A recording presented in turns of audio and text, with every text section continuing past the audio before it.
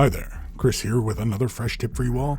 In this video, we are going to continue our look at painting Scinari Cathallar, this model. And in this video, we are going to work on the veil and her hair. The model has already been brought up to this far, and we are going to work with some Kislev flesh. We are going to slap a little bit onto our palette. We are going to use a little Lumineth medium, just a drop. It's pretty much like a 1-to-1 mix ratio as far as, anybody who's kind of keeping count in that regards. It's really just to thin this down into a thin glaze consistency so that we can kind of feather out the edges of the little areas where we want to bring forward the flesh tones, as it were. As we are moving our way around, I am building up the tone on the forehead, the nose, the cheekbones, the tips of the ears, as well as the lips and the lower part of the chin and a tiny bit of the jaw. Now, because we have the color in a thinned out consistency like this, we can also bring back, as you can see there, I was feathering out some of those edges there just to obviously block out where we're going to work on color. And with this example, when we did the dress, we basically laid out the flesh and then started laying the dress color down. This time we're going to do a little bit different. We are going to build up the flesh tones, build it deeper in towards the center where more of the flesh would be visible. And we are going to also begin highlighting as well. For that, I'm going to use some Pallid Witch flesh. Basically going to slap this down, and we're going to take whatever remainder is left of the Kislev flesh. It's probably closer to more like a 2-to-1, two flesh Pallid Witch and one Kislev. Tried to build it towards a 1-to-1, but that's, either way, that's fine. It's not a huge issue. Very carefully, we're laying these highlights down in the typical fashion in which we highlight faces, basically laying the highlights down on the broad portion of the forehead, the high points of the cheekbone, as well as the eyelids and the tip of the nose, top of the lips, and the very point of the chin and the tip of the ears. Next, we're going to take some more Pallid Witch flesh, slap this onto our palette, and we're going to use a little bit of Lumineth medium just to thin it down. Again, this is probably closer to a 1-to-1, just for, obviously thinning this down. And actually, because we have it in a thinned out consistency, typically when you do work with a paint in a 1-to-1 ratio with mediums, you basically are, you can work with it in a glaze. And of course, the residual moisture in the brush will also thin the color down a bit as well. So if you don't want that added dilution, you should make sure that your brush is pretty dry before working with the color that you've thinned out. Again, we're just slightly building up the highlights on the tip of the ears, again, the forehead, bring it closer towards the brow, tip of the nose, top of the cheekbones, a little bit on the eyelids, as well as the lips and the very point of the chin. We're going to take some Celestra Gray and some Vallejo Retarder Medium. This is for water-based acrylics, such as Citadel's colors. This will work just fine with the Citadel colors, and this is just basically a 1-to-1 mixture of the two, and basically we are going to begin filling out the veil. Now, in the previous example of working on her dress, where basically as we get closer to where the flesh details are, we are feathering out the color as we kind of work on top of flesh tones, building it into shadows. And you can see, like, on the creases that go across the face, we're going to fill those out with color, and also a little bit in the eye sockets where basically like where the opening of the eye, we're going to have deeper color there so that it gives that impression that the, obviously the veil is sitting over those areas. Again, it's just, obviously to give that impression of that translucency. And if you have laid color down where you don't want, because we've added the retardant, we can move that color around and get rid of it and, feather it out. Ethermatic Blue from Citadel contrast, we just throw a little drop in there. This is just really to change the value, and we're going to throw this into the shadows of the veil. So it's going to be closer to where those creases are, close to the face, as well as in the deep folds of the cloth as it builds outwards. So it's really, there's 2 points closest to the face and the big folds on the outer portion where the cloth kind of billows out. I also lay a little bit on some of the areas on the face as well. And then, of course, because of that color is got some residual retardant in it, I can basically come in with a clean brush and draw the excess off, which is why you see the difference in tones there on the surface right now. We're going to take that Celestra Gray, Uthran Gray in a 1-to-1, slap that onto the palette. We're going to use some Lamian Medium to thin this down. No retardants necessary for this phase.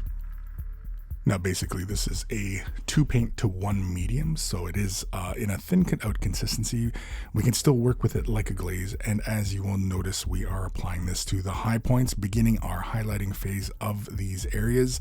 And because I had feathered off that mixture of the Aethermatic Blue and the Celestra Gray, basically allowing myself to easily see where highlights should be placed, and really all I wanted was that color in the shadowy points. And here I'm just simply using this color, and because it's in a thin out glaze consistency, I will go over these areas more than once. Pretty much anytime you are working with glazes, you will have to move over the same real estate, as it were, more than once. But that's fine. That's all part of building up really nice transitions.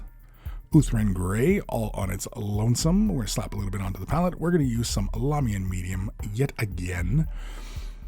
It's very handy stuff. I highly recommend using a dropper bottle to, make sure you don't contaminate your mediums, even the contrast mediums as well. Move them to a dropper bottle.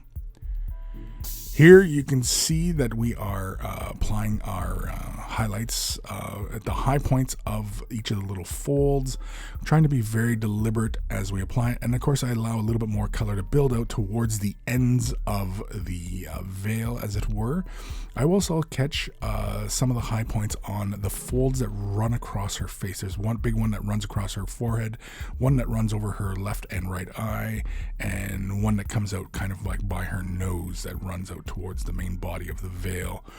Again, unlike the previous example of working with her dress where we brought some of that base tone in over the flesh, I'm not too concerned about that as because it really kind of illustrates the transparency of the veil itself. So there's more flesh tone, and of course it's brighter, so it draws the eye.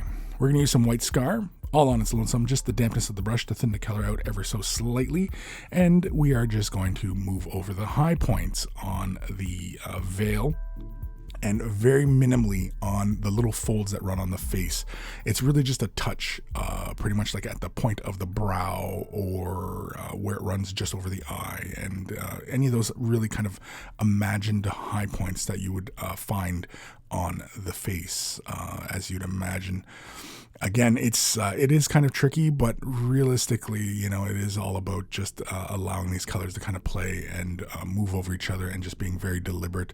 Again, with the white, you can see we're just being very, very minimal with this. We really don't need a lot. We could have added medium to this just to thin it out, but because we're not laying that much down, I really didn't feel it was necessary. So, it was just basically that. Zameshi Desert is next. We're going to slap a little bit onto our palette. We're going to use a brush that's got a generous amount of water. And it's just, the bristles are just swollen with water, just to thin the color out ever so slightly, just to, obviously do the base coat. And because we have the paint in a thinned out consistency, we will have to apply more than one layer, but that is fine because, again, working in multiple thin layers is far better than laying one heavy down because, again, you can obscure details. And with the hair here, you can see that, there's lots of little folds in the braid and everything like that, so you don't want to disturb any of that. And here it is after I've carefully gone through and picked out all the little hair areas, and there's a few spots that is kind of tricky to get to. Zameshi Desert and Screaming Skull are next. We're going to begin our highlighting here. I'm going to take a little bit of Zameshi and a little bit of the Screaming Skull, basically a 1-to-1, a little helping of water just to thin the color out ever so slightly. You could use medium in this instance, and I could have just as easily had used medium here, but I really didn't feel it necessary as I'm just going for a straight up application of color. It's with the amount of water and the amount of paint, it really does flow more just like a thin paint rather than the paint ready for glazing, although I it's probably just a smidge more of water that would move it towards, that consistency where it'd be good for glazing. On the end of the braid, I simply just highlight towards the ends of the hairs, and on each of the little, the little bumps of braided hair, I put in a highlight. I take a little bit more Screaming Skull, add it to the mixture, basic being a 2-to-1, 2 Screaming Skull to 1 Zameshi. And again, very carefully here, I begin applying these a little bit more deliberately here towards the ends of the hair, just to build that up. And of course, each of the little, I don't know what you would call it, each little knot of hair, basically I apply a highlight. And I also do something I usually don't do. Normally I would build the highlights up towards the high point of the hair, but this time I kind of highlighted to one side of the braid. And on the hair on the top of the head, I push the highlights closer towards the face. So it's a little bit brighter up in the front of the head as opposed to a uniform highlight. Griff Hound Orange from Citadel Contrast, 2 drops of medium, basically 1 drop of contrast paint. It's probably more like 1.5 really in those bristles. Either way, I just wanted it thinned out. And here I begin generously applying it to the surfaces. If I find that there is too much color in an area, I can simply come in with a damp brush and just simply feather that color out. And here I'm using this to basically create my shadow tones on the hair, as I was initially looking to create more of a reddish blonde hair. Was it strawberry blonde? Something like that, right?